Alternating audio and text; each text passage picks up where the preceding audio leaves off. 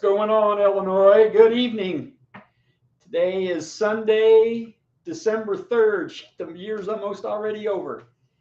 And wanted to talk a little bit about, we got a hearing coming up, as you're aware, but this endorsement affidavit and a few things that seems to be a common question about the endorsement affidavit. Far too many of you have gone and you read the question and answers, the frequently asked questions on the Illinois State Police website, and you read the answers to those questions, and I've had several people just freaking out because of what the law says. And I need to remind you, the frequently asked questions on the Illinois State Police website is not the law. You know what that is? That's their opinion of what they think they want you to believe. I'm not saying they're wrong or they're right. It doesn't matter. I'm just telling you it's not the law, okay? The law is written in statutes, and the law is written by the courts in the interpretation of those statutes. The things that we're talking about have never been in a courtroom, and the Illinois State Police has no freaking idea what the answer is, okay? So they're going to say whatever they're told to say, probably by the Attorney General's office, through the governor, etc., whatever, and they want you to believe what they say is the law, but it's not, you guys, okay? So, you know, there's no black and white to some of these things we're going to talk about, but I just want you to understand that your frequently asked questions on the Illinois State Police website is not the damn law, okay? So don't go down that rabbit hole. Doesn't mean you can't read it and appreciate it and think about it, but just don't conclude that you read it there. It takes me back, and I start getting nightmares about when Governor Pritzker got on television in March of 2020, you don't leave your damn house. And most of you thought, oh, okay, I can't leave my house because the damn governor says I can't leave. And I'm just shook my head and going, he's not a king. Okay, so governor doesn't make the laws. He doesn't interpret the laws. State police doesn't interpret the laws. The legislature passes them. The courts interpret them. All right, you guys know that. So don't worry about the frequently asked questions. You guys like my McLovin shirt? That's pretty cool. Yeah, my son and I both got that. So we got that out of the way, okay? As for our case, as you're aware, on January 3rd at 1 o'clock, we have our hearing on our motion to reconsider. And many people have asked if you can come. It's a public hearing, so anybody that wants to come is welcome to come, okay? It's in Effingham County, at the Effingham Courthouse, 1 o'clock, January 3rd. If you want to come, it's your right to come. You don't have to ask permission for that. So let's talk about this endorsement affidavit, okay? This endorsement affidavit that the Illinois State Police is still muddling with, even though they put it out on October 1st, the last day. Let's talk about it, all right? So what does it say? Okay. Skip the top part. And let's talk about Part D, okay? Part D talks about how this law doesn't apply to people and weapons who have filled out this endorsement affidavit, all right? Endorsement affidavit. And there's some requirements of the endorsement affidavit under the law. You have to put your firearms identification number. You see number 1. Then you see number 2. Number 2 is the bigger one. And what it says pretty much is that when this law was passed in January of 2022, that you possess this weapon. Before I continue, somebody asked what courtroom in Effingham County it's going to be. Look for all the people. You'll know which one it is. I don't know what floor it'll be on yet, okay? Look for all the people. Follow the crowd. So the endorsement affidavit says in English that this weapon was possessed by you prior to January, the date this law was passed. Now, if you purchased a weapon during the restraining order in the case that we have in the state court case, or even if you were in the federal case, even though I don't represent you, I'm just having a general conversation with you, this affidavit, you can't fill it out. You cannot sign an affidavit that says you possessed this weapon on January of 2023, I'm sorry. You can't fill it out, you guys, Because this says that you possessed it prior to that date that the law went into effect, and you didn't if you purchased one during one of those periods of time. So the affidavit, you can't fill it out. We'll talk about what that might mean in a second, okay? But let me tell you who else cannot fill out the affidavit. Who cannot? Let's say that you moved to the state of Illinois in June of 2023, and you had purchased one of these weapons shortly before you moved to Illinois. So you didn't possess the weapon necessarily before you moved to Illinois, or you didn't possess the weapon when the law was passed. And then you moved to Illinois with this weapon. Did you buy it in Illinois? No. Bought it. Let's say you come from Kansas. You bought it in May of 2023 and then you moved to Illinois. You can't fill out the affidavit either. Does that mean you're a criminal? Of course not. What about people who, under this law, let's say you were a soldier and you purchased this weapon and then you were honorably discharged from the military in August of 2023. You're honorably discharged, but you bought a weapon in June of 23. You can't fill out the affidavit either. Are you a criminal? No. What I'm trying to explain to you is that this affidavit that they tried to put together on the fly doesn't apply to a lot of these situations. And this statute, go pull the statute back up, Ryan. Put that statute back up, Ryan. Where it says on number 2 that you possessed the weapon before the law was passed. There's going to be tons of people that have these weapons that did not possess them before the law was passed. People that moved to Illinois, as I explained to you, people who retired from the military, people who were in law enforcement and who retired and aren't staying up with training, people that were Barney Fifes or mall cops, and then they're not doing it anymore. What are they going to do? The law is screwed up in that regard. So now let's talk about people that were under these restraining orders. Now, you can't fill out the affidavit, in my opinion, because you didn't possess it before the law was passed. Let's say you bought it in March, April, May, June of 2023.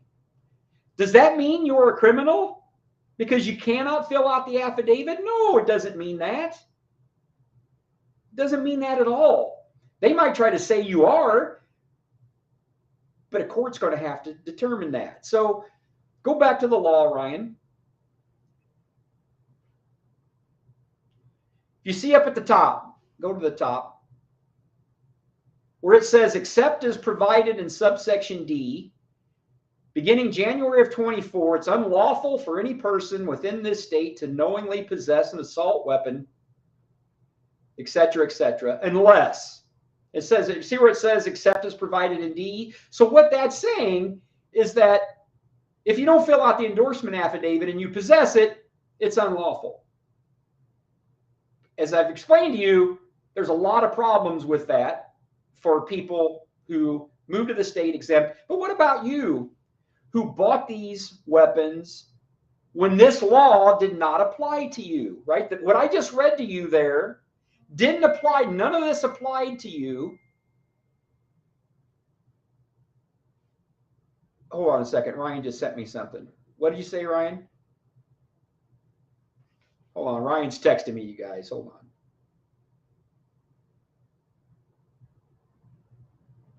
Okay. What we're talking about right now only applies, good point, Ryan, only applies to weapons that were bought as a part of the TRO. I'm not talking about the endorsement affidavit for weapons that you've owned long before this law was passed. Okay? I'm not talking about them. I'm only talking about ones that were bought during this restraining order. What I'm saying is to the weapons that were bought during the restraining order, after the law was passed, you can't sign the affidavit because the affidavit says that you possessed it before the law was passed. I mean, that's basic English, you guys, okay? So, And you're all of you over here on the side are asking little unique questions. What if I leave the state? What if I do? I'm not talking about any of that because there's no authority to support any of it, okay? What we're talking about now is weapons that people bought during this TRO. Can't fill out the affidavit. Does that mean you're a criminal? No. In my opinion, it does not mean you're a criminal. This law did not apply to you during the period of time that you bought those weapons, okay? Now, guess what? There's no law in Illinois that says you're a criminal because you did that. It doesn't exist. There's no law in Illinois that says you're not. What it comes down to is the interpretation of law as it applies to injunctions in general. When you acted in good faith in reliance upon an injunction that had been entered by the court, okay? So there was an injunction entered by the court that said this law doesn't apply to you. Then the judge, and we're going to argue about that next month, on his own says, oh, I'm doing away with the injunction. So the question becomes, well, when the injunction was in place, you acted in good faith and you relied upon the injunction. And if the injunction's gone, could somebody go backwards in time and say, well, now you're in trouble? My legal opinion is no. Tons of people's legal opinion is no. And I think the law supports the position that it's no. Regardless of the affidavit, right? Regardless of the affidavit. So if you, Ryan, pull up, there's a really good, it was written in 2022. There's a really good 60-page law journal article on this. And I want you guys to see a little bit of this. I'm going to read it to you, okay? There was a professor who was writing and saying retroactive prosecution once an injunction is reversed. You know, see, that's what the Illinois State Police wants you to believe. It's like, oh, you're going to be prosecuted retroactively. And this law article, which is 60 pages long, is what my professional opinion is. And it goes on and it talks about, you know, that's illogical to this law scholar. And if you read on down there, it talks about how injunctions, when they're in place and they're in force, even if they're later deemed to be overturned, you don't start prosecuting people going backwards when they were relying upon that authority of the court in good faith. And there's all kinds of legal analysis you can read there, you know, and you can read the last sentence. It says, while injunctions do not completely erase invalid statutes or regulations from the books, such issuances may nevertheless permanently protect plaintiffs even after being reversed, vacated, or dissolved. They may permanently protect plaintiffs either after being reversed, vacated, or dissolved. That's my opinion. Let me turn my phone off again, dang it. That's my opinion. There may be people who disagree. There may be lawyers that disagree with me. That's okay. The Illinois State Police is going to disagree because they want you to be scared. But I prescribe to this philosophy that the injunction permanently protects you. That's my argument. And again, it's inconsistent with the 60-page article or scholarly article written 60-page year ago. So that's the issue, right? There's no law in Illinois. There's no court cases that say that you are guilty because you had relied in good faith on the injunction, okay? So the issue then, first off, is the affidavit. You know, again, the affidavit clearly says you possessed it before the law was passed, and you didn't. So the affidavit can't be filled out. Doesn't mean you're a criminal whatsoever, right? Doesn't mean that at all, in my opinion. Now, you're going to have to go, I think the Illinois legislature is going to have to fix that affidavit. It's what they're going to have to do, because there's all kinds of people exempt under the statute, as I explained to you, moving into the state after the fact. They're no longer exempt. You're going to deal with them. You can't, they're not guilty of a crime, certainly. So that's where I'm at with that. First thing you need to remember, for weapons bought during the TRO, again, you sign that. On a weapon that the law consequences. With that. Now, a lot of you have asked me, well, Tom, what about the weapons that I owned prior to this law being passed? This affidavit. The law says you have to fill out the affidavit. That's what I'm going to say to you. The law says you're supposed to fill it out. Okay. That's all I can say to you is that's what it says. Okay. I'm not here to tell you to not fill it out. Certainly not. I can't do that. The law says that you're supposed to. I'm not here demanding that you do. I'm saying you need to figure out what's best for you and you do what you want. I'm just saying to you, the law says you're required to fill it out if you possess the weapon before the law was passed. And if you have those types of weapons, okay? And again, you guys keep typing those questions about, can I be prosecuted for this or that? You guys are going to lose your damn minds if you try to go down that rabbit hole all of the time. You're never going to get answers to those questions. Okay? You're never going to. Why are you sweating things? What do you think that they're going to do? Going to come start knocking on your doors? Come on, you guys. So quit going down the rabbit hole in your mind. Let me read a couple of these things before I go on to the next issue.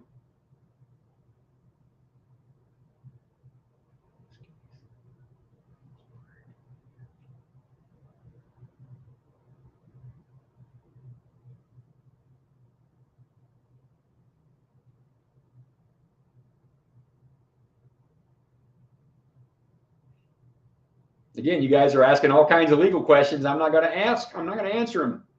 You want somebody to give you a legal opinion on a topic this confrontational without any authority out there in the law? I mean, no lawyer is going to do that, you guys. Can I sell it to this person or that person, or can I transfer it here or there? Pretty smart guy. I'm going to tell you, I don't freaking know the answer to that.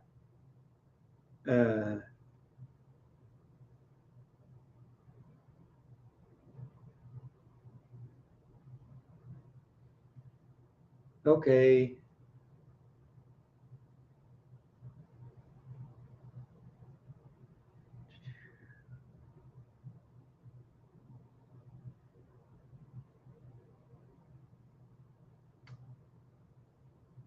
All right. Most of that's just going on about things that don't really matter at this point in time.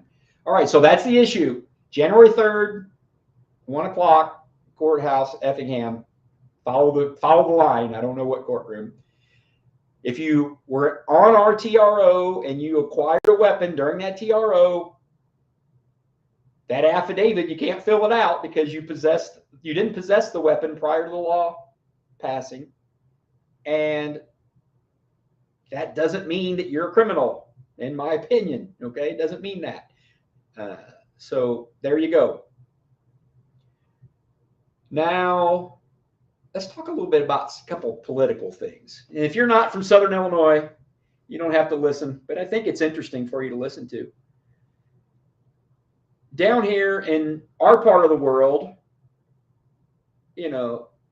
Republicans are pretty conservative.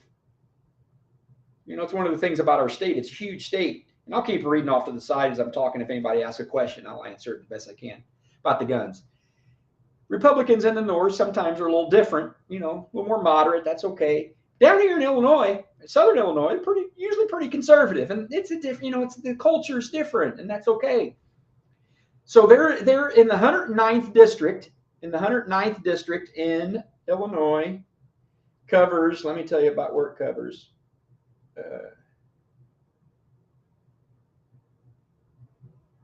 Let me look here, you guys. It covers Marion County, Fayette County, Richland County, Clay County, parts of Montgomery, Clinton, and Bond, a little bit of Effingham. That's the 109th, and it's currently held by Representative Blaine Wilhauer. I know Blaine. Blaine is a conservative. Blaine was one of the very few people that stood up during the COVID times and helped fight back. Blaine, I actually sued Speaker Welch, that bum, because of the masks in the General Assembly. And Blaine was a plaintiff. So Blaine is not afraid to stand up when it's time to stand up. He's a good representative. Guess what? The Illinois Education Association, those turds, they don't like Blaine. Of course they don't like Blaine, right? And let me tell you guys something. I know with 99.9% certainty that most of the COVID crap that your kids dealt with in schools in Illinois was directly from the political pressure that the Illinois Education Association put on Governor Pritzker and the General Assembly. I was in courtrooms fighting with the Illinois Education Association lawyers. They were the ones pushing the agenda. So I'm actually not as confrontational as many people might think. I can be reasonably diplomatic. I have no diplomacy for the Illinois Education Association, you guys. None. Because I saw firsthand the crap that they did to kids over that 2.5 year period. So don't even talk to me. Don't even want to hear about it. But guess what? They provide, and you guys have seen me give it to you before, they provide a lot of money to Republican. You know who doesn't take any money from them? Guys, well, how are you? Sadly, my personal representative now, because it used to be Blaine, is Charlie Meyer, because I'm now in the 110th. I got redistricted out of Blaine's. You know who Charlie Meyer's biggest financial contributor to date is? The Illinois Education Association, through their PAC. That's my Republican representative's biggest contributor. And during COVID, when the kids were being hurt, Charlie didn't say a damn word. Now, sadly, I don't have time to run against him, didn't.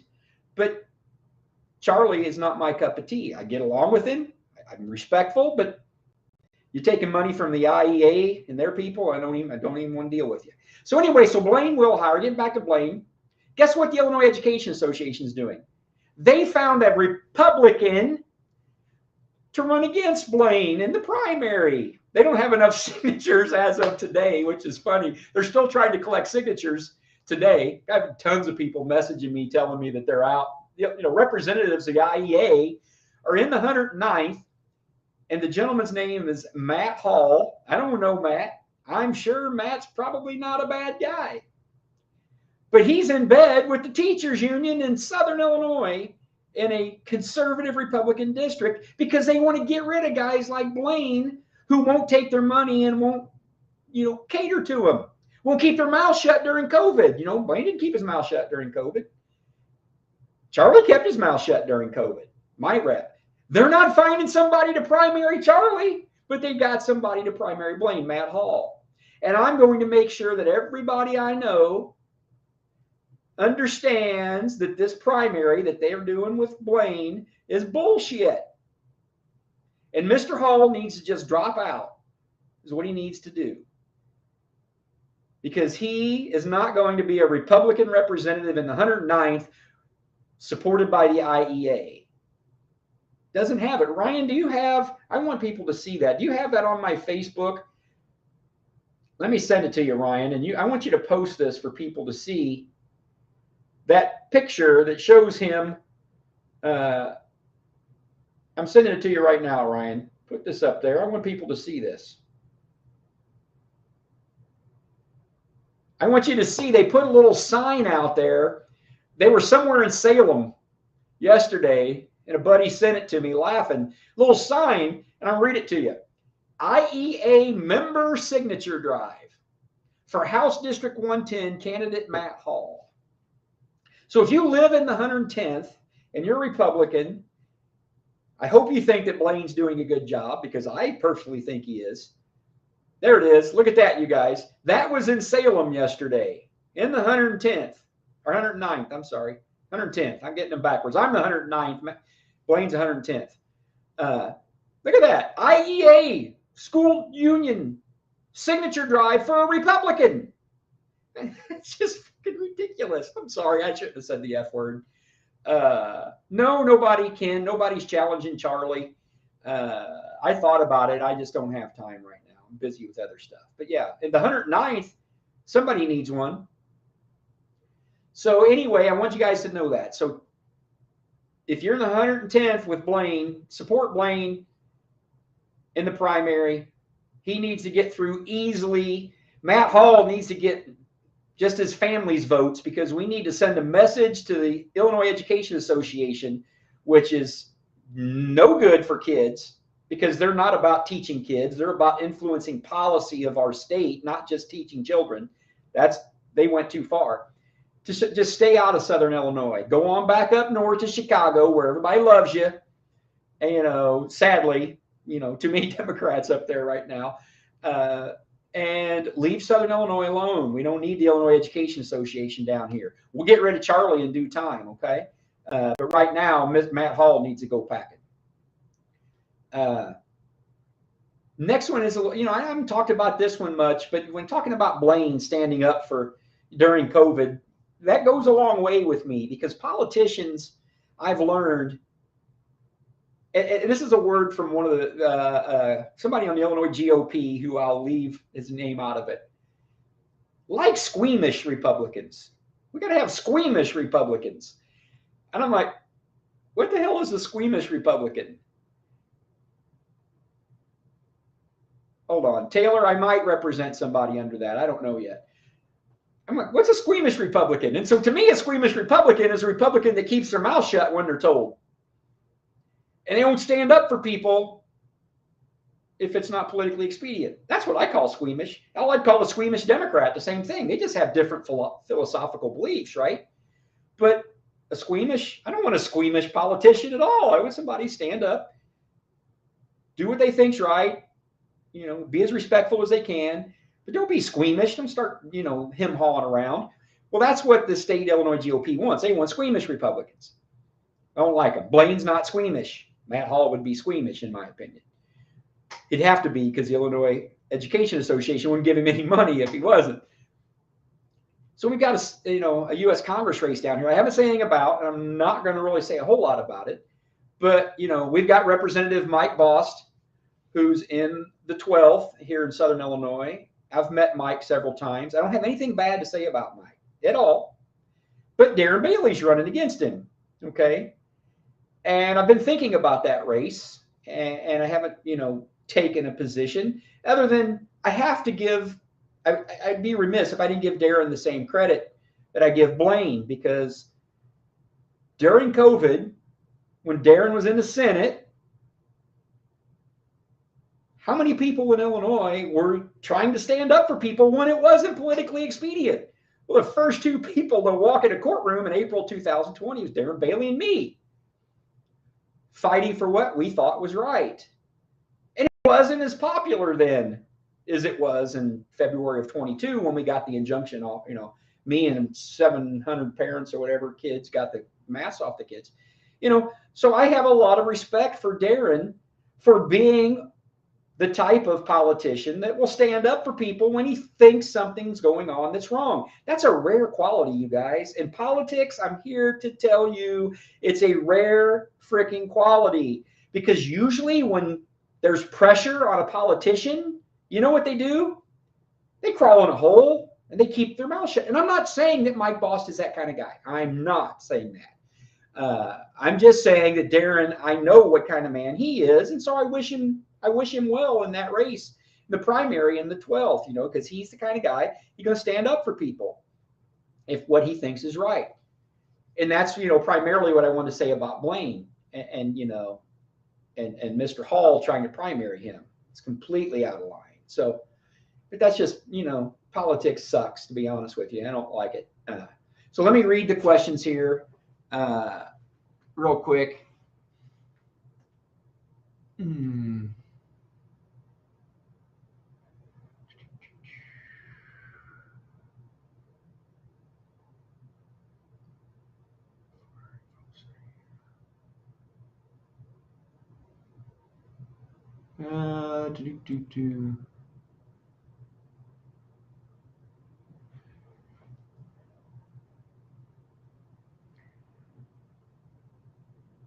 I think that's about it, you guys. So I didn't have a whole lot more to cover. I could talk more. Politics is on my nerves at this point in time, but I won't make you guys listen to all that crap. Okay, guys, that's about it. There's a bunch of questions rolling over there, but again, we're not going to get into all of those. So you guys have a good night. And let me say this. Somebody said there was a lot more going on in the 110th than just the IEA back. And there's always a lot more going on. I'm not going to say the name of who said that over there. There's always a lot more going on. But I'm here to tell you, any Republican in Illinois who is financially supported, politically supported by the Illinois Education Association will never have my support, and I will openly critique them every step of the way, because I, unlike many who over here who are chiming in, didn't stand by and watch that association cram those mandates down your kids' throats. They did it. And so the kids that's learning suffered, the kids whose emotional health suffered until we got masks off of them, hanging on the IEA. And if you take a damn penny from those people, I'm not going to be nice to you. You can have all kinds of different beliefs than me, and I'll still be nice to you. I can be nice to Democrats. I will not be nice to Republicans in Illinois who took money from the IEA and now are starting to take money from them, because it is not good, in my opinion, and it's completely abandoning Republican beliefs. And you are supporting an organization, or implicitly supporting an organization that did more harm to kids than we may recover in a lifetime. So I understand, sir, that there may be more to it than that. I don't care. It's just enough to know the sign that I showed you that the IEA is getting signatures for Mr. Hall. All right, buddy, we'll see how that works out. Courthouse is in Effingham. Just type Effingham County Courthouse. Okay, guys? Yeah, Jacqueline. I'm sorry. Now you guys got me going. Yeah, Jacqueline's in there. Sue Resin. Yeah, Sue Resin sucking from the IEA trough too, right? Tony McCombie sucking from the IEA trough. Jacqueline did it to me. In March and April of 2020, all the way up till the time that we got an injunction and got the masks off the kids, the Republican leadership in this state, even though it's in the super minority, didn't say a damn word about anything.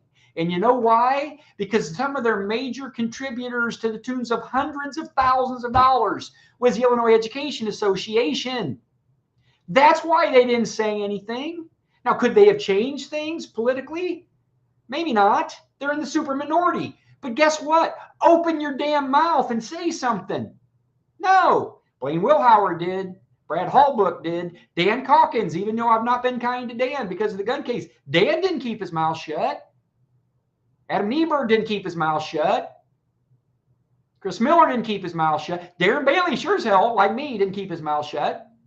Sue Resin, Tony McCombie, Jim Durkin, that turd, they didn't say anything. All Jim Durkin did was try to intimidate women at school board meetings in the North and try to force them to wear masks and tell them that it was a law.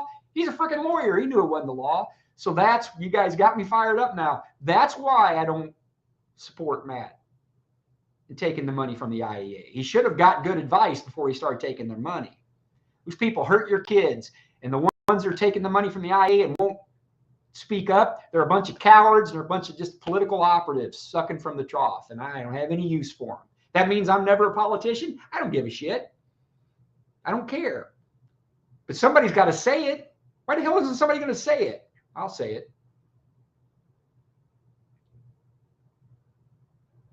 Well, somebody had just said the points of our case. I already covered Gustav. I covered the case for the first 20 minutes of this, okay? And I told people I was moving on. So if you didn't make it in time, I apologize.